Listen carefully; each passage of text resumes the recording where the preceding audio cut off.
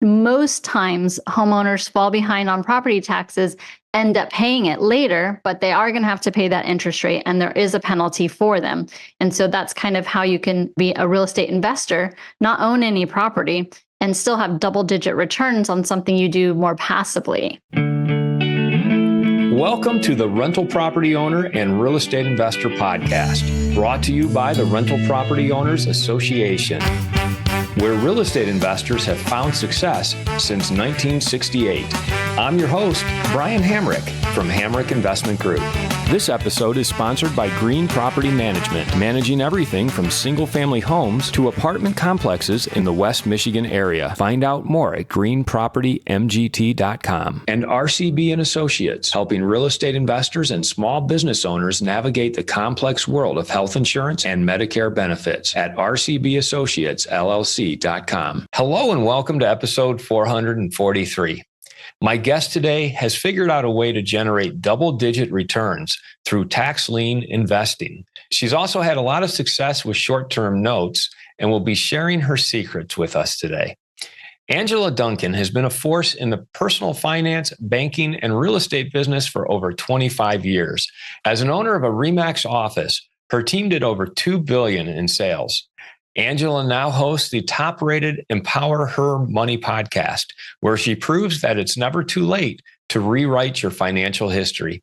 Angela, welcome to the show. Brian, thank you so much for having me today. Do you mind sharing with us just how you got started investing in real estate? I'm a survivor of poverty. And what that means is I grew up in Section 8 housing and welfare. And so this thing that we call money, I didn't really know what that was. You know, when you're a child and you're not taught about money, I was a very curious person and I could pay attention to my surroundings. And I noticed that people seem to have money. And so I wanted to go on this journey to kind of learn more about how to create real wealth and real income for myself. And I just happened to stumble upon real estate early enough in my career. And I love numbers, and real estate just makes sense to me. And there's so much that you can study about real estate and so many different areas you can invest. I knew I just needed to be a student. And so that's kind of how my journey started. So how did that journey then take you to tax lien investing? Like, did you start with that, or did you start with single family homes? How did you actually take that leap from learning about real estate investing to actually doing it? I started with single family homes, and I really got tired of being a landlord. You know, I love helping people. I love helping people find homes, but getting a call on Thanksgiving because someone's toilet is not working is definitely not the way I want to spend my holidays. So I started to do some research about what other things I could be doing in real estate. And I came across a book. I believe it was called The 16% Solution. And it really intrigued me again, because I'm a numbers person. So if you write a book and put a number on it, I'm going to want to read it. And I started to learn about tax lien investing and how you can still make great double-digit returns, but not have to be the landlord of the property most instances. Fill us in, for our listeners who aren't familiar with that concept, give us the 101 on tax lien investing. So I live in Florida, so I'm going to tell you what Florida does. It can be different from state to state, but if you own a property, whether it's a home, a condo, townhome, it could be a commercial property, you have to pay property taxes. Now, the government uses that money to pay for teachers and pave roads, so they absolutely need that money from you as the homeowner. And what happens if you don't pay your property taxes? Well, the government still needs their money, so they look to us. We are investors, and we buy that tax lien. It means that you still owe the property, you still own the property, you still owe taxes on the property, but the government is selling it to us so that we can help fund their budget. And in return, they're paying us an interest rate, which is stated upfront. Here in Florida, we can earn up to 18% for giving the government our money in order for them to pay for their budget while we're waiting for the homeowner to then pay the property taxes back. And there's lots of reasons. You know, a homeowner might not pay their taxes. Maybe they had some medical concerns or some medical bills, or maybe someone lost a job. Most times, homeowners fall behind on property taxes, end up paying it later, but they are going to have to pay that interest rate, and there is a penalty for them. And so that's kind of how you can be a real estate investor, not own any property, and still have double-digit returns on something you do more passively. In essence, you are providing a loan to the homeowner at a 18% in Florida rate. that then covers their property taxes, and they'll pay you back with the 18% interest over time. Technically, you're lending money to the government because they're the one who has to pay for their budget. So it's like the property owner owes money to the government. We help the government, and then in return, we get an interest rate until that homeowner pays their bill. Now, when you read that book, The 16% Solution, is that pretty much how it was presented in that book as well? Yeah, but what I liked about the book and several other ones that I've read along the way is it can help tell you the difference between the states. It tells you, like Florida, like I mentioned, can pay up to 18%. But if you look at Iowa, they pay up to 24%. Illinois can pay up to 72%, depending on the situation. So you really want to start in your own backyard first. Figure out what the rules are. What does your county do? How much do they pay? What's their bidding process look like? And really learn the laws where you live, because it's much easier for you to drive by that property and take a look to see what's there, because then you want to know at the end of the day, if I had to foreclose to get my money back, what am I going to own? I don't want to own dirt. I don't want to own a building that looks like nobody could live in it. So really being able to invest and do your research where you live first is the most important key. How do you take action on that? I mean, is there just a database of property taxes that need to be paid, and the government's going to set up a loan situation like that? Or like where does one start to find these opportunities? Most of the time, thank God for technology, because you used to have to go stand on the courthouse steps, make bids. But here in Florida, everything is online. So they've partnered with a company, and it depends on the county when the date is. But what they do is they publish this list of property owners that are behind on their property taxes about a month before you can start bidding. So it gives me as the investor time to do my research. I'm driving by the property. I want to see what it looks like. I can partner with a title company and see what other liens are on the property. Do they have a loan? Maybe there's some permit issues, but I kind of want to know most of that up front. And then when the date comes that we can do our online auction, then I'm on my computer and I'm making the bids for the ones that I want to own as far as the tax liens are concerned. And so it's great that we have technology, because we can do a lot of research online, but we also do the bidding online. So you don't even have to leave your home to become a real estate investor. Is it that easy? I mean, where are the complications? How would someone like myself, who gets easily confused, be able to navigate this system? Yeah, I mean, it is easy from the perspective of once you know kind of what you're doing, right? You're going by those properties and you're doing your own research, and you can invest in a tax lien for $500, on a smaller property. So the barrier to entry is really low. Where you can get into some problems is not understanding the foreclosure laws. Here in Florida, it's 2 years before I can foreclose. That means if I buy a tax lien today and they don't end up paying, the property owner doesn't pay for the taxes, my money is going to sit there for 2 years. And while I am accumulating interest, it's not going to be paid to me until at which time either we foreclose or the property owner pays their taxes back. So you could be sitting on your money for a little bit. So that you have to understand going into it, that it's not something that's going to pay you back immediately. There could be a process, but different states vary. You can go to Alabama and it's a 6-month hold versus a 2-year hold. It really is, you need to learn the laws in which you live or where you're investing first, so that you can understand how long your money might be tied up for. And if you're going to have to foreclose, you've got some additional costs and you become a property owner at the end of the day if you have to take that route. Take us through like the best situation where you buy a tax lien, it pays, and then they pay you off. How many times does that happen, and what does that look like? When I do my research and I find a home that's owned by someone that's living in it, so say it's their primary home, or is their only home that they own, about 75% of the time, those homeowners are going to pay their taxes. They have, something financially that came up that they're just not able to pay their property taxes on time. So that's the best situation, because for me, I'm, buying that tax lien with that 18% interest rate, and it might just sit there for a year. And then the property owner can come back, pay what they owe, and hopefully their financial situation's approved so that they can just pay that lien off. That's the best case scenario. And that's what happens most of the time when the properties I'm doing research on.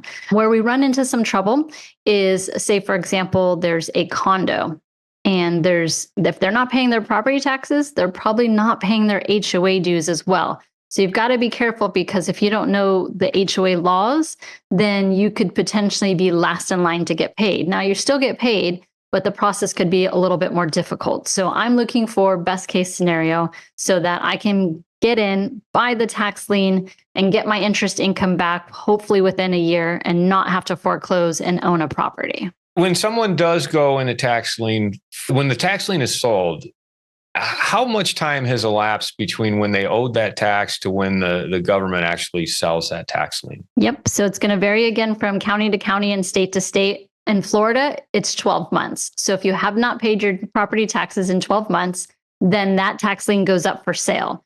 And then 2 years later, we can foreclose. So it could be a 3-year time frame that a property owner is sitting on their property and not paying property taxes. That's why I say you want to make sure you know the laws within your own state. I understand that. So going into this investment, I know my money might be tied up for a couple of years. That's the worst case scenario. But I also know that I will be paid back, because the government essentially issues you a promissory note saying, we're paying you back your investment plus interest.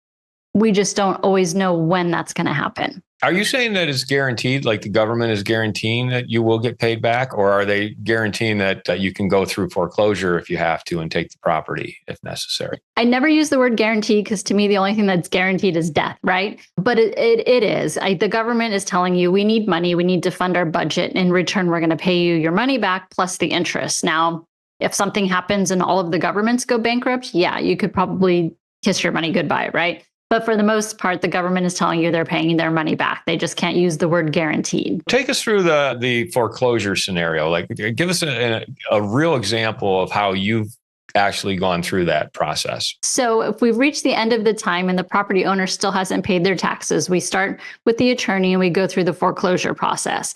Now, tax liens are first in line. So that means if the property owner has any other issues, permit issues, other liens, a loan, they come second.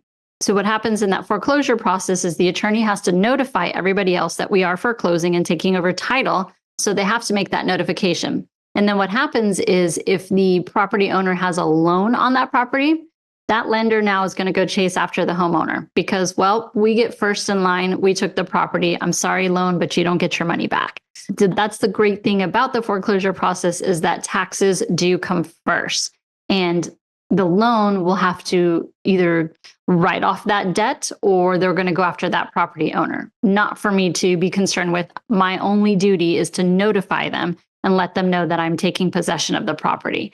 So that's kind of the foreclosure process here in Florida. Have you ever taken a property back in foreclosure, like trumped all the other loans or liens on the property and then taken it through the foreclosure process and ended up with the property? From my personal portfolio, no, but I do have a fund that we raise money for, and that portfolio has done that. And when they do the foreclosure, we are immediately finding an investor for it because we don't want to fix properties. We don't want to rent properties. Our deal for the fund is to get our money back as quickly as possible so that we can go back and kind of rinse and repeat. But yes, we've been through the foreclosure process with our fund. Can you walk us through that? The actual scenario, how much did you invest? What was the lien for? How much were you able to sell it when you did take it through the process? So the fund's been around for about 5 years. So it's done this process quite a few times. And when we have to do the foreclosure process, we're getting around 90% return because not only do we have the property that we can flip, but there's equity typically in the property as well.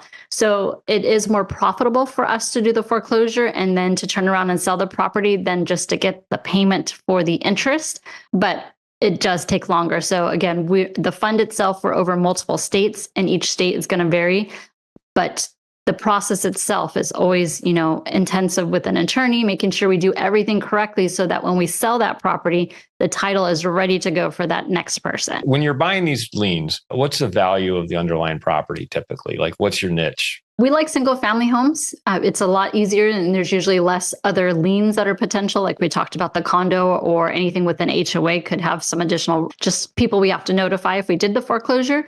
So the single family homes and the primary homes has kind of been the niche for just the getting the interest back on the tax lien. When it comes to flipping properties or, foreclosing on them, then it really depends. We're not looking at like the million plus type homes. We want to be in the average market where we know if we had to foreclose, we've got some buyers on the other side. So that's kind of the market piece of where the fund goes. But if, an interesting fact, so that someone who might be thinking about getting into tax lien investing, about 80% of the country's tax liens go to funds. So know that you are having some competition out there.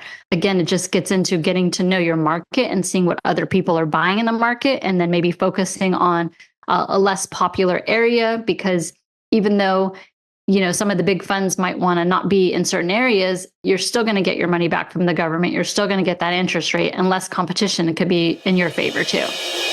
I'd like to take a moment to tell you about Green Property Management. Not only do they manage everything from single-family homes to apartment complexes in the West Michigan area, they also manage my entire portfolio. So I can tell you from personal experience that their unique flat fee management style is worth a closer look. If you feel that your property isn't operating to its fullest potential, then Green Property Management can help you take a holistic approach that will save you money, eliminate your headaches, and increase your net income. And if you're a property manager interested in applying Green Property Management's model, give them a call at 1-866-95-GREEN or visit them on the web at greenpropertymgt.com.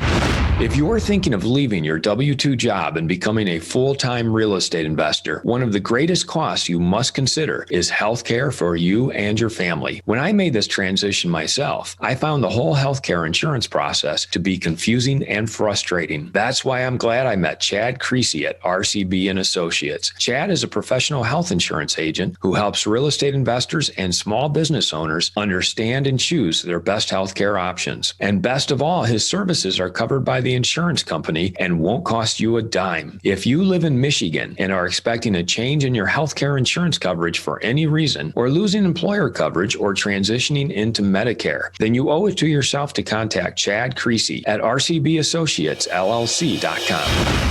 Is it the funds that are buying these because you have to pay all cash? Like you can't really finance buying a tax lien, can you? Correct. Yeah, you're coming in there and you're either writing a check or giving your checking account information to buy the lien. But yeah, you're coming in cash. That's not something you can finance. The underlying values, are you in the 100,000 range, 50,000 range? I mean, $200,000 range on these houses?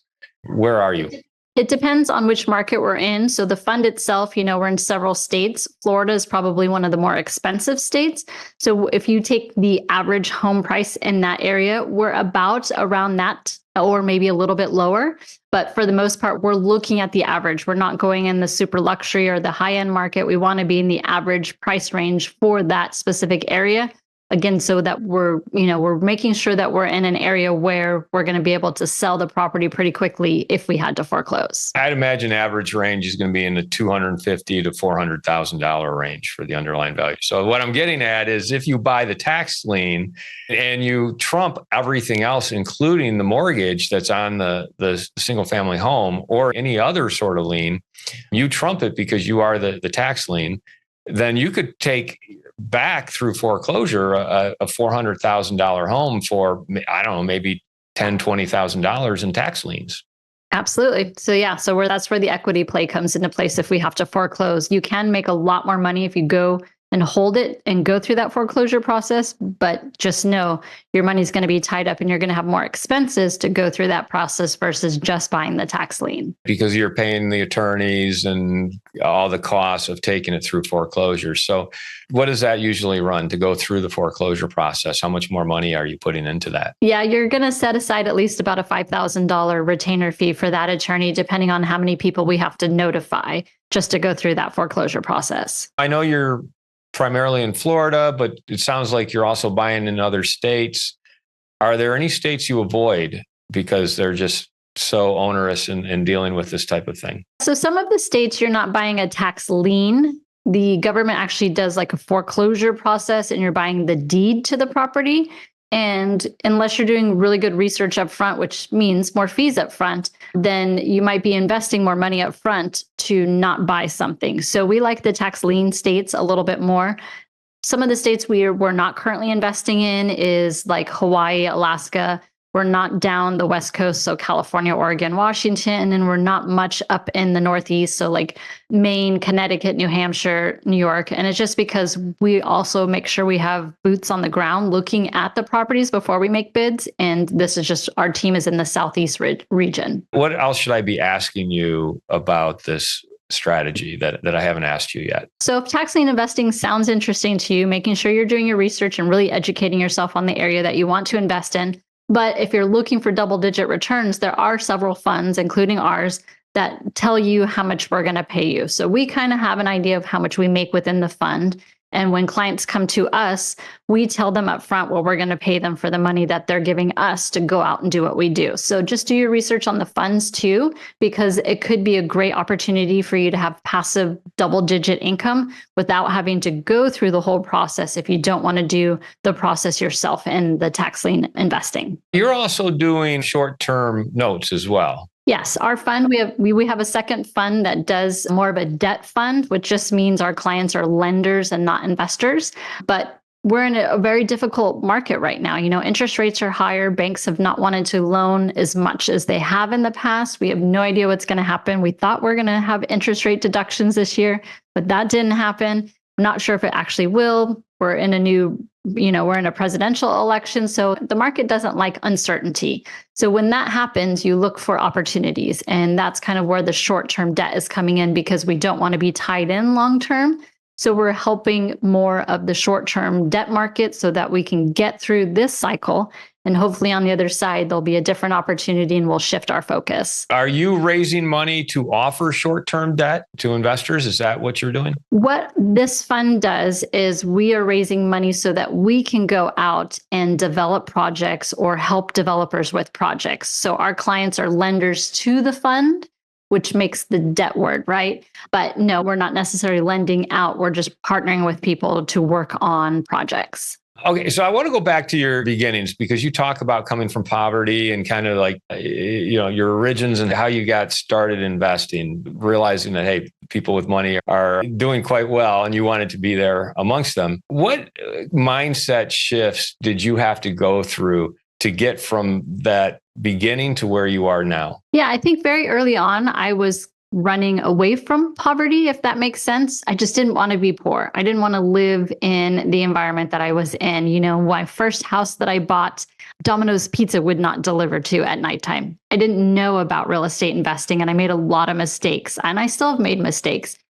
But as I started to transition, I thought, I don't want to run away from something. I want to run towards something. And what does that look like? And I started to set goals for myself, little goals that just seemed unattainable at the time, but it really was a mind shift because you have to stop thinking in fear and start thinking in gratitude. So each day, just being grateful for the opportunity that I have and being a student and mentoring other people and giving back to other people. I just found the more that I kind of surrounded myself with people doing bigger things and me offering to help them in any way that I could, more doors started to open. And I shifted that mindset from not feeling like I didn't have anything to it's possible and I have to put in the work. And it doesn't matter like where you started, who you are, man, female, what you were taught, you have the ability to make a change. And I get very emotional about this part because I didn't think that for a long time. And to be able to teach people and mentor people and watch them transform from thinking things are impossible to taking just small steps forward and taking the time to invest in their education and picking a lane to become, investor and watching how their own mindset, like their mindset changes as well. It's just been just the best part of my journey. And I know I'm going to be a student forever, it may be not tax lien forever, but another aspect of investing and teaching other people.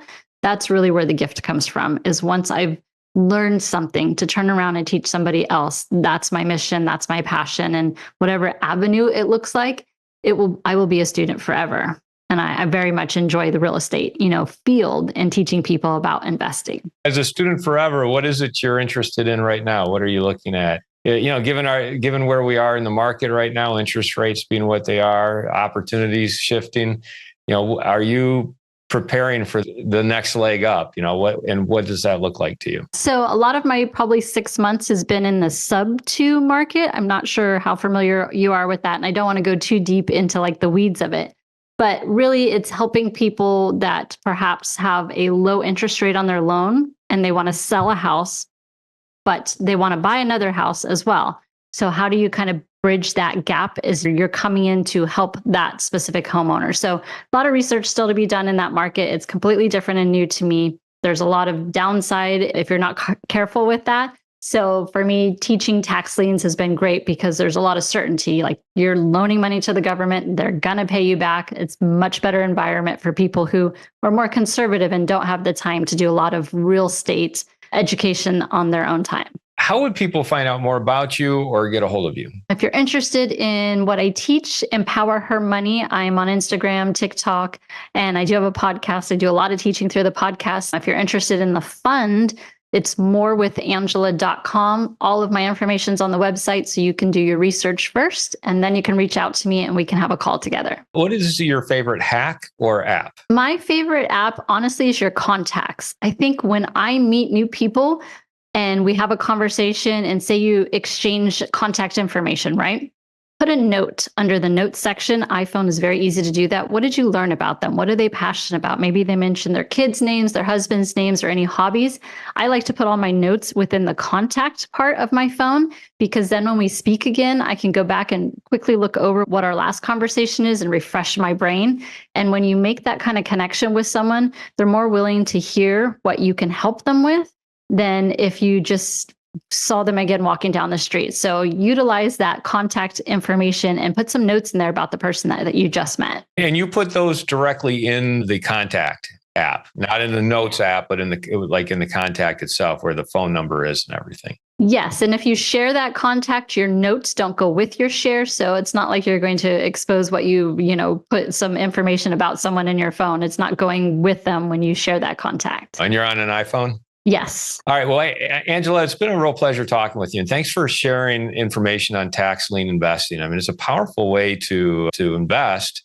And, at the end of the day, it's not quite guaranteed, but it does seem like you're protected substantially because tax liens trump all other liens, including the first mortgage. So thank you for coming on the show today and discussing it with us. It's been a real pleasure. Thank you, Brian. I want to thank everybody for listening to this episode. I'm your host, Brian Hamrick from Hamrick Investment Group, and you can find out more about me by going to higinvestor.com. That's HIG investor.com.